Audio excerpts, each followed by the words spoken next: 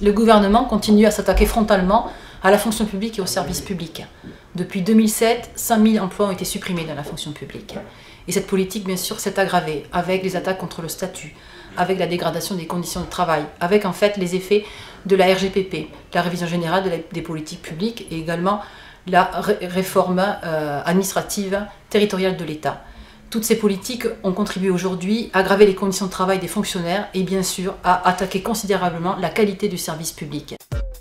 Plus spécifiquement, l'éducation nationale est mise à mal par une saignée terrible de ses effectifs, 16 000 postes en 2010. C'est la même logique qui s'applique à l'hôpital public, qui est aujourd'hui véritablement en danger, notamment avec la politique de Roselyne Bachelot.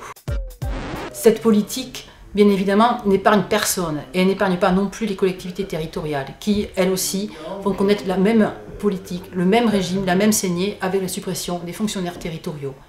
Le 21 janvier, fort heureusement, une grève à l'appel de l'intersyndicale va se dérouler dans toute la France. Tous les fonctionnaires sont appelés à faire grève, à manifester.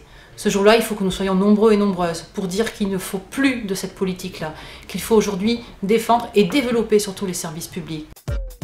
Quand on pense qu'il y a 1 million de chômeurs qui arrivent en fin de droit et que ce sont des centaines de milliers d'emplois qu'on doit aujourd'hui créer dans la fonction publique, on voit très bien le chemin qui reste à parcourir. Alors le 21 janvier, tous et toutes, dans la rue, en grève.